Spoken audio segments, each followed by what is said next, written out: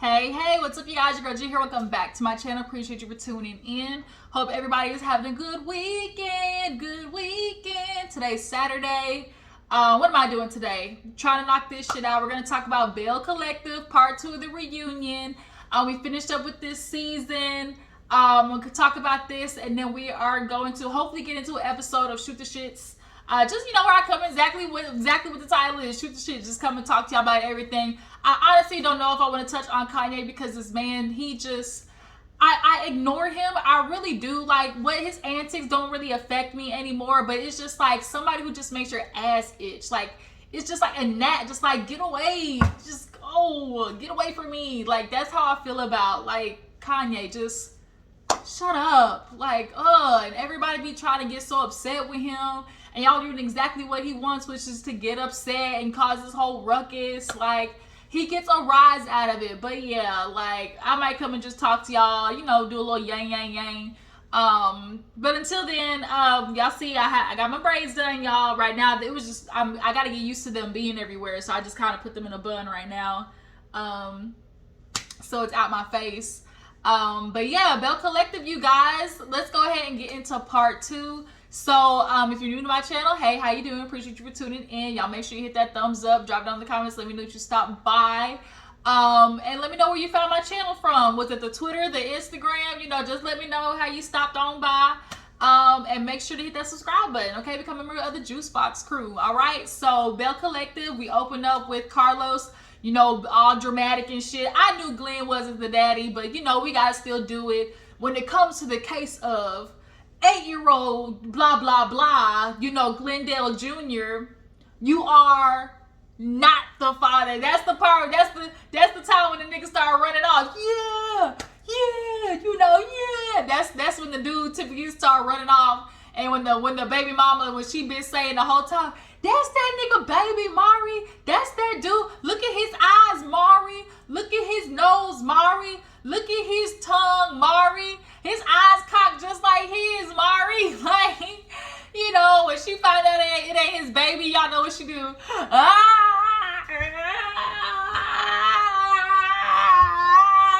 She go back there screaming. Here go the cameraman. They running behind her. The camera people running out behind her.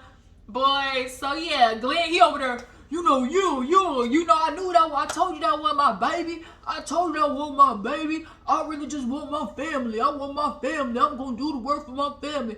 I promise, teacher, you my soulmate. You my soul. I know your soul. You know, we've been together since 17. You know, I love you. I'm a be the man you want me to be, and I can be.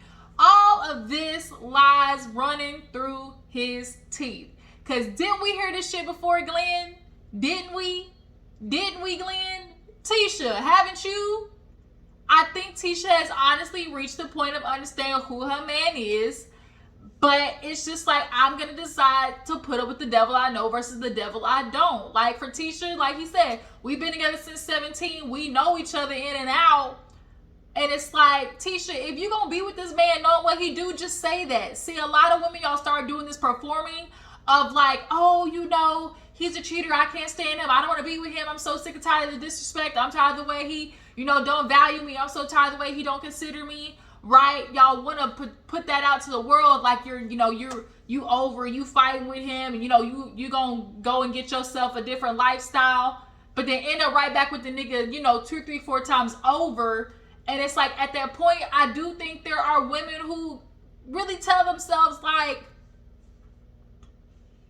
he gonna cheat anyways, you know, might as well enjoy it while I'm here, like, get whatever, like, as Betty White said, a piece of man is better than none at all for a lot of you hoes. So it's just kind of like, I think Tisha has settled with who the fuck Glen is, and she's just gonna enjoy him when she has him, and when she don't, she hopefully can block it out of her mind that he's out there sticking his dick in somebody else.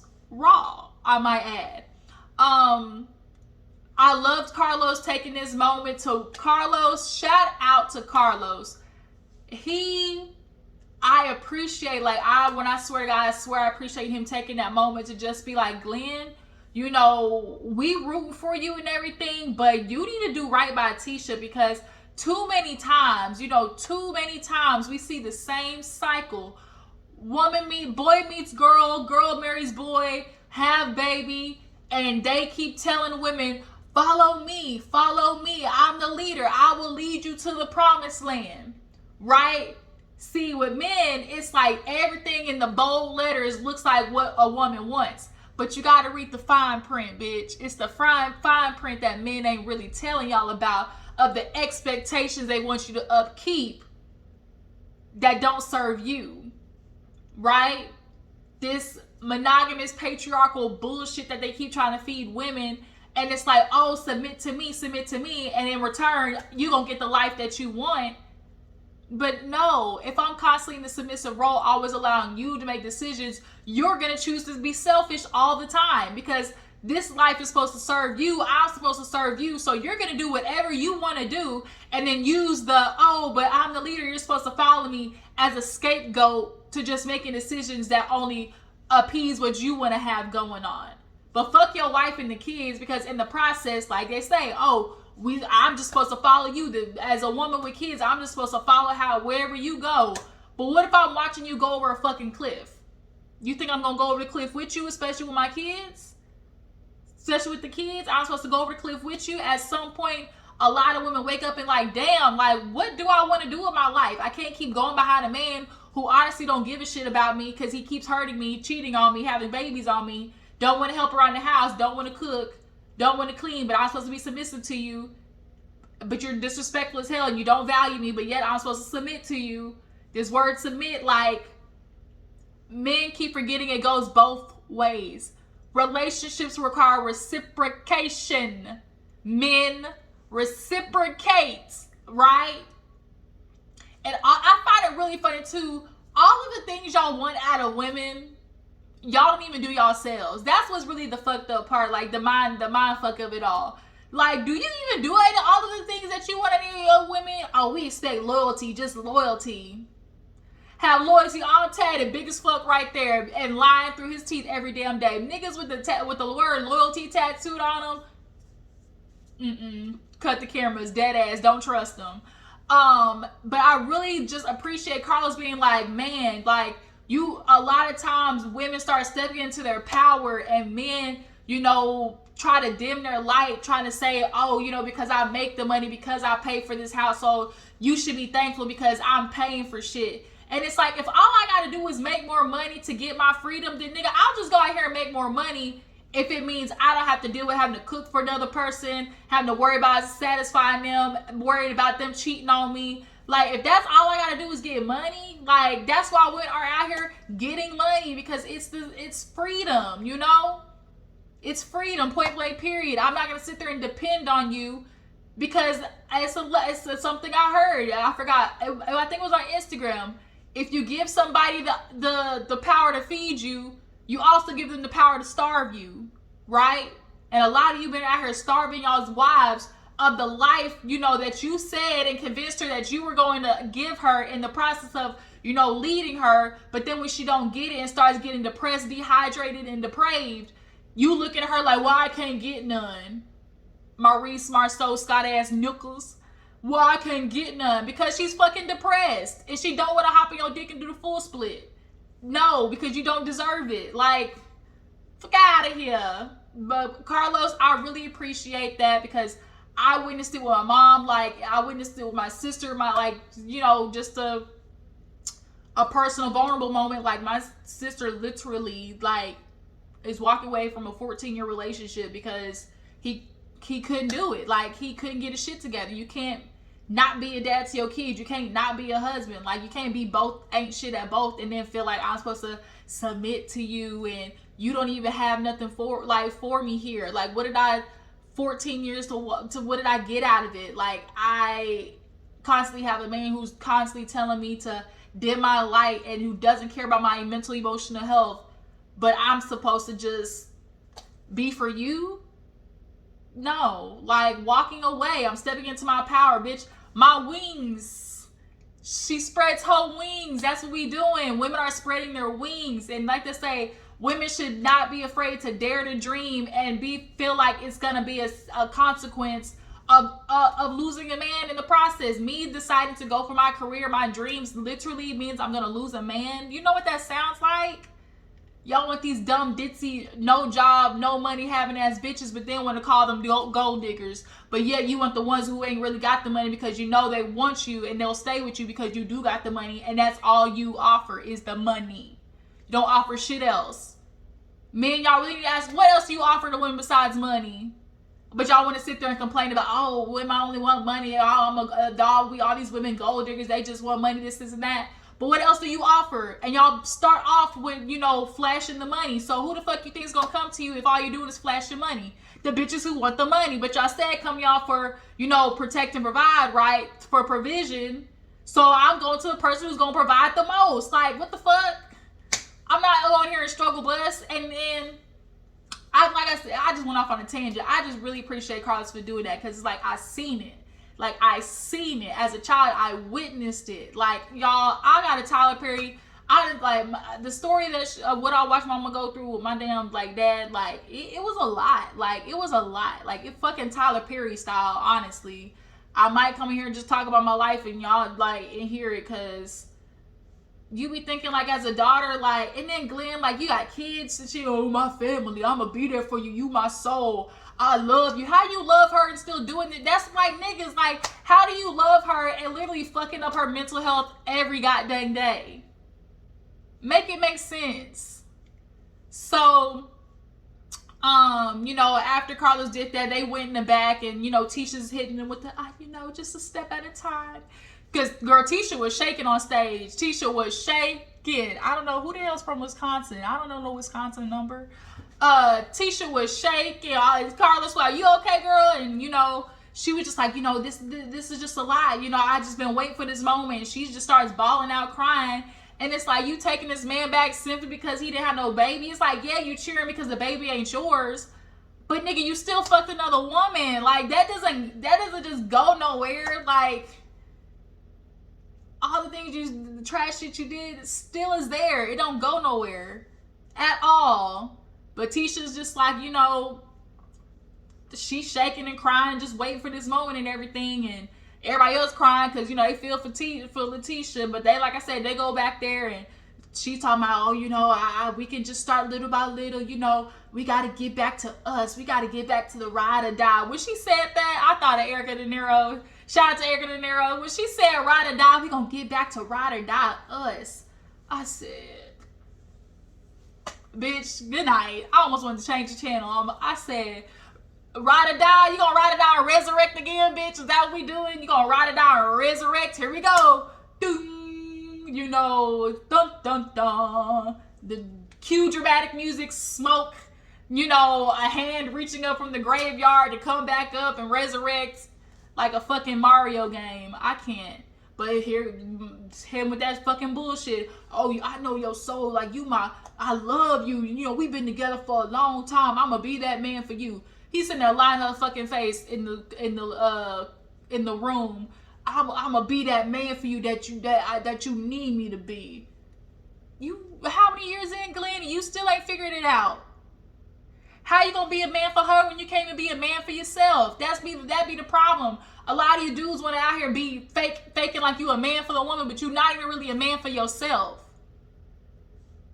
Especially black men. Which y'all's emotionally unintelligent, can't go to therapy asses. Won't go to therapy. Won't go to therapy asses. You want to sit there and complain, oh my God, the black man, you struggle, I go through so much, our mental health, but you won't do nothing about it. Let me get off this topic. I ran on this shit all day. Cause it, just Carlos doing that little segment, it just brought, it just made me so happy for him to do that. Carlos is messy, but he be having the real moments every now and again. So let's go ahead and move on. We go ahead and get into Demond. Let's go ahead and knock that shit out with Demond.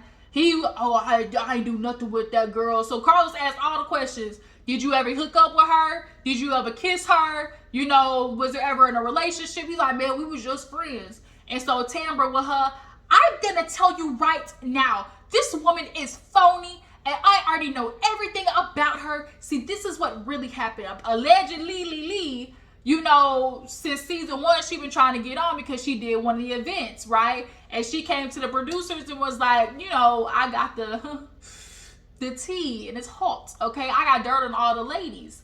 And Tisha didn't know that. She was like, I was just talking to Tamra and like, I just know this girl because I guess she was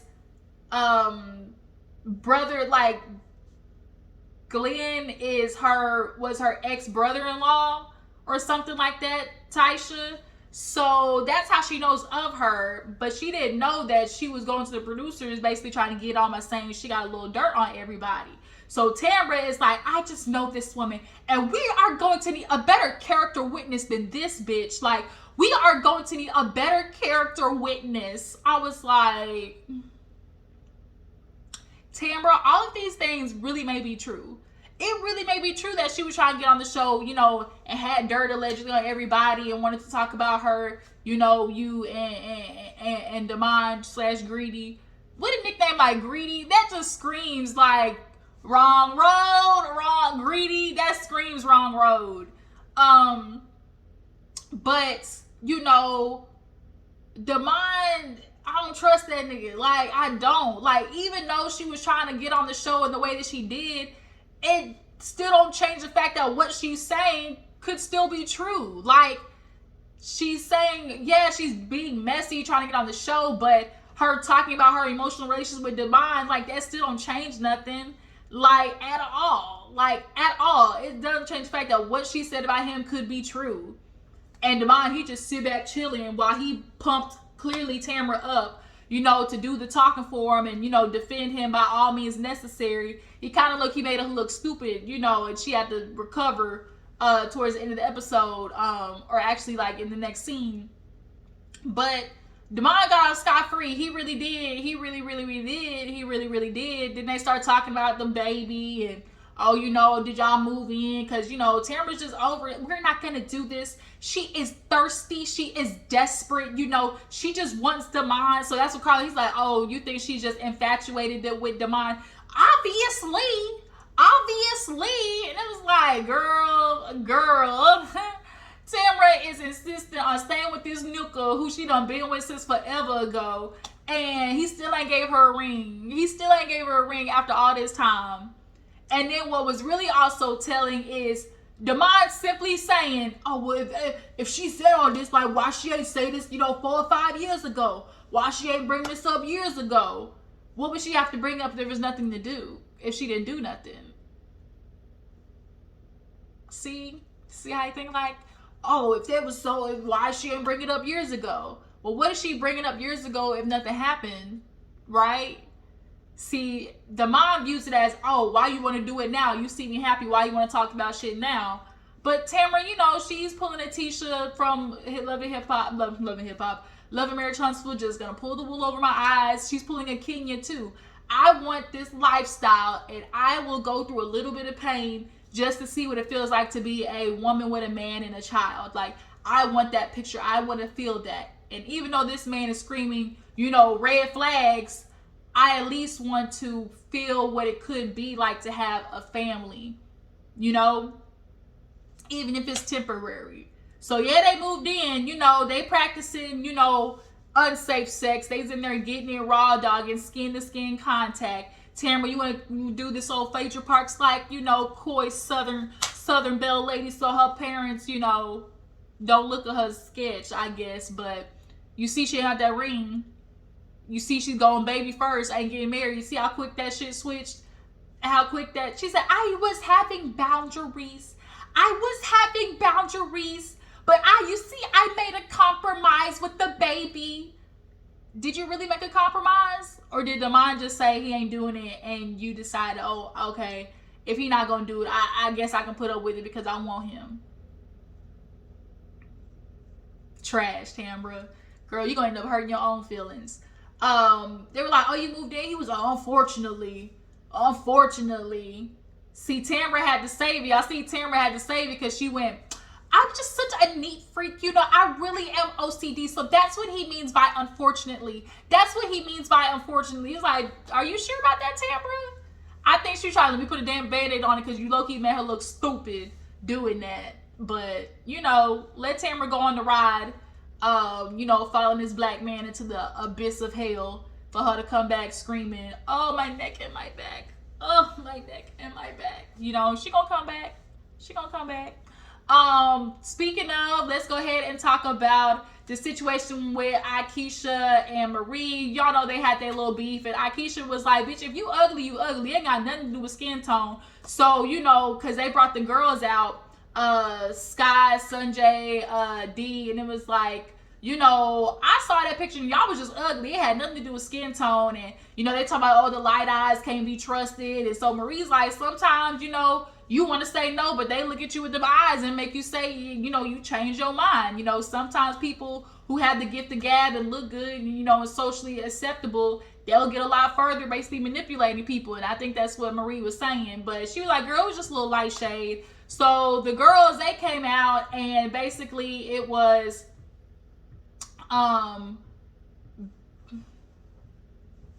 so sorry, I was like, my niece was outside. So basically the girls come and they of course talk about their relationship and, you know, they're cordial, but not really just sisterly, right? And so Carlos of course asked, like, do you feel like colorism played a part in, you know, how you were treated at the house? And she was like, you know, I think a little, you know, I think so. And, you know, so Gucci kind of like stood up, and I appreciate how she kind of admitted as a parent that, you know, a lot of times parents don't really want to admit where they could have did better. And watching, so Gucci was like, you know, I feel like a part that's my fault because I never instilled, you know, self-love in my daughter, like to say, like, love who you are, love your skin, don't care what other people say, you know. And Gucci, JJ, he kind of stood up and said something valid too, which was, you know, these girls, you know, they had the spotlight already from being on Dancing Dolls. So it wasn't necessarily them just getting spotlight because they were light-skinned. They were already getting spotlight because they were dancers on a very popular show. So I think for her as a little girl, just seeing, oh, them getting all this attention, it's easy to equate it to, oh, like, because they're light-skinned, you know, they're getting treated better. And like the sister said, yes, in the world, absolutely, you know, lighter people get, you know, treated better. But in the household, they feel like, you know, that didn't necessarily play a part. I think the sisters was just bitches because it was all three of them and they could do that to her. Like, they can be snooty patootie with her. But I really wish, you know, they could have just simply apologized for hurting the girl's feelings and, you know, at least addressing and acknowledging that this girl felt that way. But, you know, overall, you know, things are just kind of resolved. They're not really at beef with each other. Like JJ said, God darn it, we got a baby here, God darn it, and we got to figure this shit out, God darn it. He literally needs a shirt with God darn it on the front of it. So yeah, you know, with D and the baby, like the sisters, they basically kind of made up, or just acknowledged, like, you know, we just got some more building to do. Speaking of D with a baby, let's move on to Latrice with the baby, okay? The baby. Essentially, Latrice is scared to have a baby, especially with Cliff, because one, she has daddy issues. Two, Cliff isn't showing that he's a good husband, and a good husband is not going to equate to a not good husband is not going to equate to a good father, because the person on the inside is still who they are, right? And Cliff, you're not going to be a good father because your daughter already said, you was, you know, I don't really see you that much already. Like, growing up, I didn't see you that much, right? So Latrice, you know, what her mom's saying, oh, you married your dad. She's like, you know, I do got daddy issues. I did, you know, marry my dad. I was looking for something. And, you know, obviously that was something. And Cliff, he's an older guy. And, you know, he honestly wants to slow Latrice down. He is giving the proverbial, oh, you know, I want her to be happy and, you know, say what she, you know, what she want to do and she want to go for her career. You know, I support that. But ultimately, deep down, a lot of men, they will pump a baby in a girl to sit her ass down and make her unappealing to other men. So should she want to get up and go, you know, it's less likely, which is why Martell kept fucking around on Melody, because he felt like she wasn't gonna go nowhere with 4 kids. But Melody said, psych, bitch, watch me, you know, watch me work. Don't believe me, just watch, nigga, don't believe me, just watch. Don't believe me, just watch, nigga, don't believe me, just watch. That's my jam. But yeah, you know, I really, like Carlos said, I really appreciate her being strong enough to say, I'm not gonna just go with, the social construct saying I need to be a mama. Because a lot of times, a lot of women are having babies they really don't even fucking want. And you think that energy is not going to be, portrayed down to the child. Kids are very sensitive to energy. And if you didn't want that baby, all of that's going to be cultivated in how that child is. Like a mother's emotions and what state she's in affects, the baby. And as they're growing and all that energy coming into that baby of like, I don't want it, they get here and they experience more of like, oh, I didn't want it, like all this negative energy. Because if the household is toxic, like Latrice said, like we have a lot of stuff we need to work on. And I appreciate her being honest, like I'm not gonna bring no baby in until we work on this shit. And a lot more people should do that. I really low-key feel like it should be mandatory before you have a baby. The 9 months, you should go through therapy for 9 months before having a kid. Because a lot of times people just have kids as these accessories and these cute little things, and it's like, oh, you actually got to raise the baby, and it actually takes a lot of mental, emotional work to raise a baby. And if you're fucked up in the head and you have your issues, that's why generational trauma exists, because nobody's really dealing with their shit and they're having babies, and everything that, like, what really raises kids, what they don't have, what they lack, the scars, the traumas, the abuse, like all of the heartache. That's what really gets transferred down to kids. And if you haven't figured all that out, you'll put it on that baby. And bitch, I didn't ask for that burden,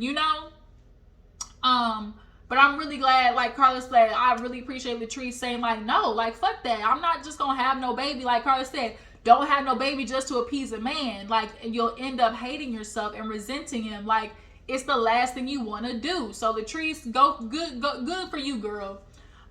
Speaking of Cliff, Cliff and JJ got darn it, talked about how he hooked up with his ex, and he wants to say, I was all awake. And then Carlos like, bitch, you trying to gaslight me? She's like, oh, I was awake. Like, okay, so did you sleep with her while you was awake? And the answer is yes. There was a little funny segment where Willie, he's obviously down here in Mississippi. It's easier to go from country to city living than from city to country. I'm from New York, so I go back and forth to visit my dad and stepmom. And, city living, it's fast. You can go right down to the damn, bodega, get you some food, come right back up. In the country, not so much, You walk around, get to your location. In the country, you got to drive a little bit, But I tell you one thing, ain't nothing better than country living than being outside. Y'all, I go outside my house, that back porch, with a little look at the stars, the moon, bitch, it is a vibe. With some music, there's nothing better than that. But you can't do that shit in the city because everybody just smushed up on top of each other and it's loud as hell. You just can't. I love the sound of night, like the crickets chirping, the animals, like I just love it. Like I love it. I love my house just sitting in the back porch. Let's just say, look, old folks sit on the porch, oh, this shit all right. It sure is. I would sit on the porch, look out at the night, got my music playing, and be good, okay?